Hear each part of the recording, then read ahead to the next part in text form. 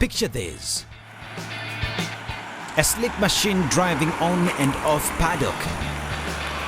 Its body adorned with the marks of a victorious journey through the twists and turns of getting ready for the competition track. Its purposeful graced drive on the ramp, every curve and contour meticulously standing out. From the outside, you capture the gleaming paintwork and raw beauty that adds to the car's visual appeal. The inside captures the electric atmosphere with the lingering energy of a competitor and a car enthusiast. All eyes are on the prize. This is exactly how it goes down during one of Africa's top car events, the Concours d'Elegance. This annual event, organized by the Alfa Romeo Owners Club, is open to all makes of cars and motorcycles. This classiest event is on the Kenya Motorsport Federation calendar and is attended by over 10,000 people. Today, we take a look at the grand winner's car of the 51st edition of the Africa Concours d'Elegance, the indomitable Dr. Kevit Desai. I first entered the Concours in 1996. Prior to that, I was building this vehicle. I'd found several scraps and I was putting it all together. Of course, entering a competition for the first time is a little daunting because you're not sure if you're good enough. And I used to take the car to the Concours d'Elegance, to the Gong racecourse, and one day a judge, a very lovely man, Sir Pierre Parsons, the judge for mechanical conditions of the engine and so on, caught sight of this vehicle. And I happened to be there at that time, and he said and encouraged me to participate in the next year. And that then led me to prepare the vehicle for the first entry. Of course, since then, it has been an enormous journey because I started at number 70. And year after year, I started to improve the vehicle. Of course, there were times when the car would not work at all on the judging line. It was embarrassing, but it was part of the competition. But over time, I then got into the top 40s, the top 30s, the top 20s, the top 10, and the top 5. And finally, last year, after 27 years, I was able to come first outright, which was with a considerable margin in points. And indeed, it was such a joy to win the Concours. The event is one of the most illustrious events in Africa, with 10,000 participants who are spectators. And then we have almost 70 vehicles and another 40 motorcycles. And it spans the entire age group. We have teenagers starting from the age of 13, middle-aged men and women, and all the way up to senior engineers and senior mechanics who are now retired, who have all the time to participate in this event and who perfect their vehicles and perfect all the different technologies in the vehicle in order to be judged. And indeed, it is incredibly satisfying to be with them, to be in this competition. These are enthusiasts, they're incredibly talented individuals, and they show their very best in terms of skills. I would say that this is one of the most important skills event by way of the fact that it not only encourages people to appreciate and improve upon skills, but also gets such spectator attention towards how important painting is, how important mechanical work, engineering is, and the technology. And what better way, because the cars there truly delight all the spectators, and it's for that reason it's such a huge event. It's the biggest event in Africa, and it's the most illustrious by the fact that we not only get Kenyans participating, but many East African participants and participants from all over Africa, making it a very fierce and rigorous competition that one needs to really focus on year end to achieve success. Dr. Kevit Desai is the former Principal Secretary in the State Department of Vocational and Technical Education in the Ministry of Education. He holds a PhD in Robotics Systems Engineering. He is the founder of Centurion Systems Limited and former managing director. His expertise and experiences has allowed him to specialize in providing productivity, innovation and efficiency solutions to various industries, and the automobile is exceptional. While I was in government as Principal Secretary for Education, this became one of the most important events in view of the fact that it's the largest skills competition in Africa, where all stakeholders come together to participate within the context of skills promotion. And I was able to identify certain technical vocational training institutions to participate in it. One of the very successful ones was the Rift Valley Technical Training Institute in Eldoret, who participated wholeheartedly, and last year they were top 10. They were able to, as a student project and in cooperation with their trainers, build a VW Combi and participate in it. So as the Principal Secretary for Education at that time, this was an enormous contribution towards creating the euphoria and the importance of skills and education and research in automotive and mechanical engineering. And what better way to make young people enthusiastic than this incredibly delightful and colourful event that takes place every year. And while I was the Principal Secretary for the East African community, once again the competition played a magnificent role. While as Kenya we promote our diplomatic relations on a bilateral basis, multilateral basis within the EAC and all African countries. And indeed, we all look forward towards economic cooperation and prosperity. Such an event and such a competition, which brings so many different stakeholders from East Africa every year, cements that social relationship. And we had bikers from Uganda and Tanzania, motor vehicles from different parts of East Africa and Africa participate. And this then builds the very friendship and the support that promotes economic cooperation. And so I consider this event not only a social magnificence, but also an engagement which promotes friendships and through our neighbours within the context of Africa. And it's such an important event from this perspective, because at the end of the day, we're able to compete together, we're able to laugh together, lose and win together, and that makes a huge difference. And so this is essentially the history that the car has played within the context of my participation in the Concours, but my participation also in my professional life. And now, having won the Concours and my involvement as the patron of the Concours, I wholeheartedly encourage the importance of such an event and how it creates such an impact simply beyond a beautiful day and beautiful people coming together and all the enthusiasts in the country gathering at the Gong Racecourse, that it has far-reaching effects within the context of not only our aspirations as a country in the EAC, but also the mere fact that the EAC in Kenya has prioritised automotive manufacturing. And what better way to explain to a young generation of technicians, technologists, engineers that this is the heritage of motor vehicle technology and this is how we've come, and indeed your involvement into the future will play a significant role based on the past. Dr. Kevin Desai achieved the feat with his immaculate and 1967 Jaguar 420 on 277 points. His car scored 37 points on the underside, 77 on external finish, 58 on interior boot and engine, 6 on roadworthiness, and 4 on the age of the car. Which meant that, that everything had to be not only polished, but had to be gleaming and fully functional.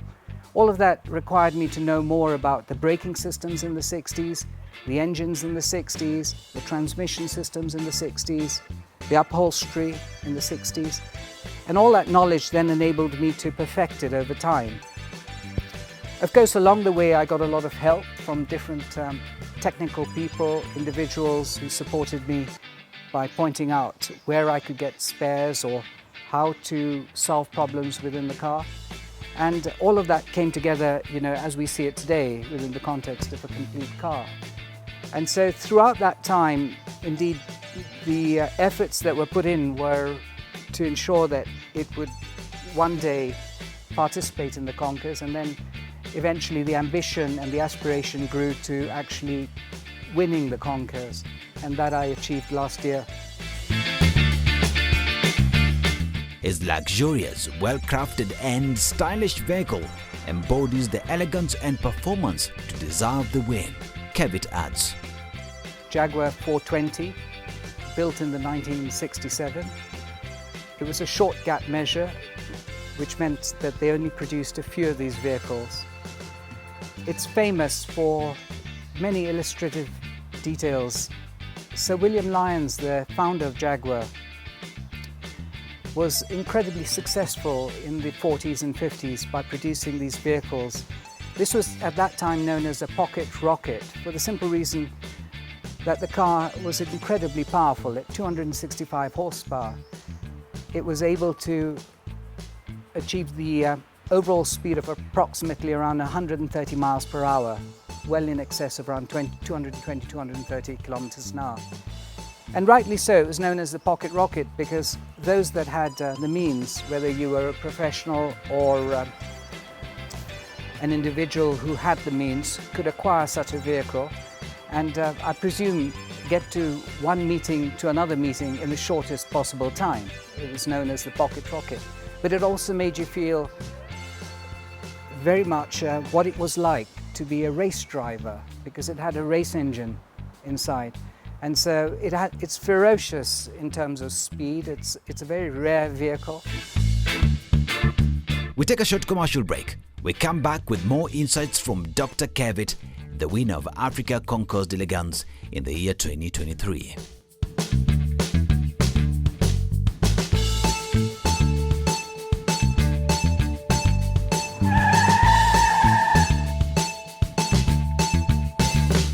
As a master trainer in automation and everything car technologies, Dr. Kevit is particularly keen on how much great car shows fosters a sense of camaraderie and passion among enthusiasts and car owners. The competition played a magnificent role. While as Kenya we promote our diplomatic relations on a bilateral basis, multilateral basis within the EAC and all African countries. And indeed, we all look forward towards economic cooperation and prosperity. Such an event and such a competition, which brings so many different stakeholders from East Africa every year, cements that social relationship. It's a place where like-minded individuals come together to share their love for all things automotive, exchanging stories, advice and admiration for the vehicles on display. What it meant in the 60s, this is the 1967 Jaguar 420.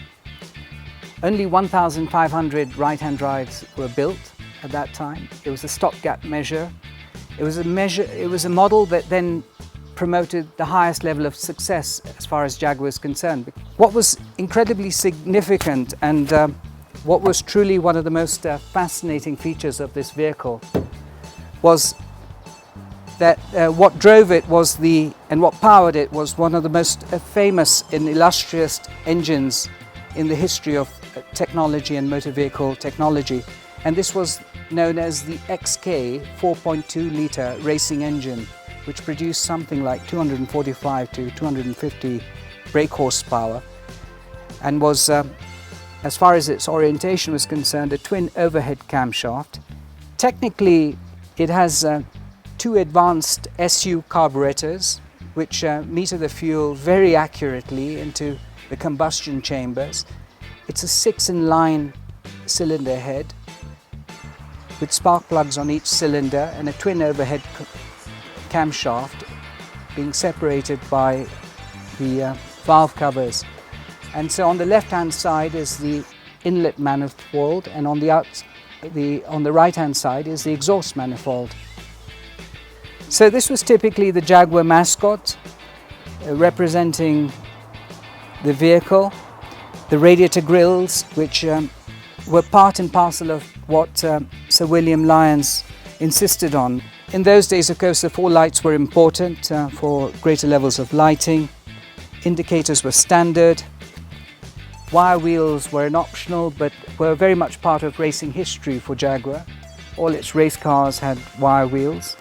It's not like modern vehicles that you have small pieces like a wing and a panel here and there. Everything is seamlessly welded together as one piece, with the exception of the doors.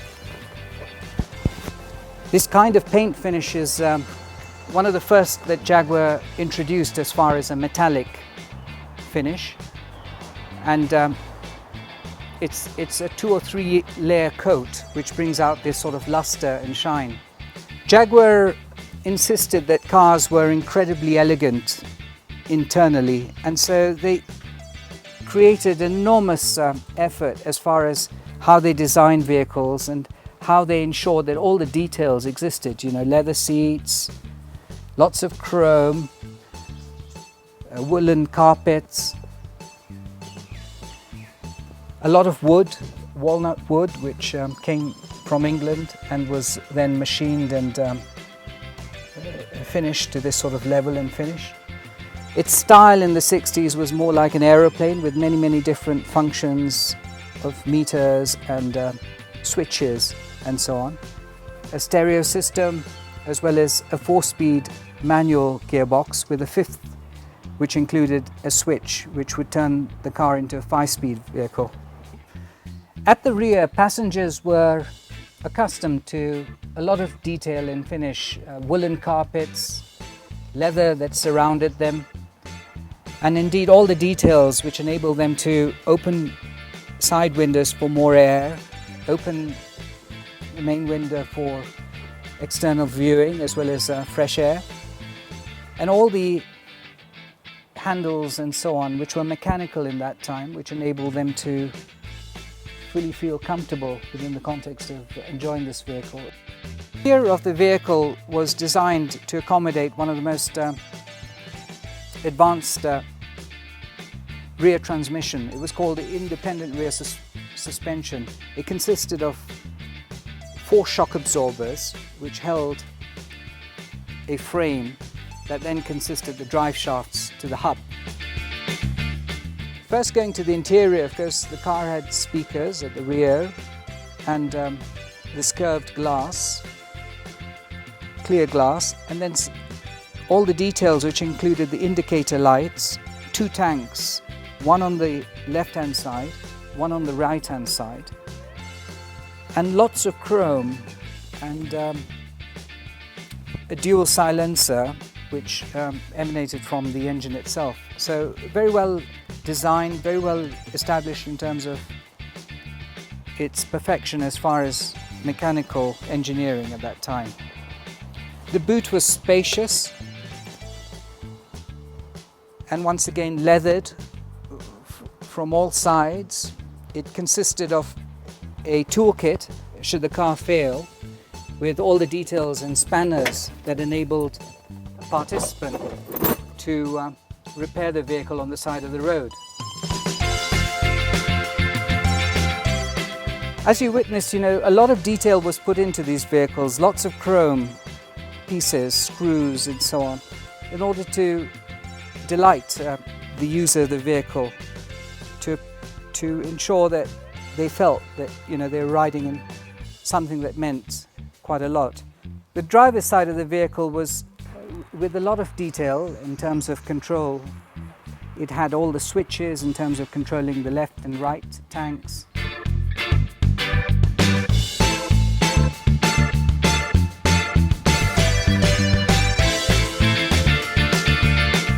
The car would start promptly in all occasions and would rev appropriately. You'd see the oil pressure and the level of the tanks and the charge, including the temperature of the water. Everything was analog and gradually moved, and when you drive it, it's incredibly smooth. It doesn't make any noise. Quite typically for the Jaguar, they had detail in every part of this vehicle, and if you look at this roof, which is all leathered, They had the chrome strips which elegantly divided the different pieces of leather. They had the walnut wood and all these chrome lights which gave extra visibility at night to passengers. We had the washer switch on this side, as well as a fast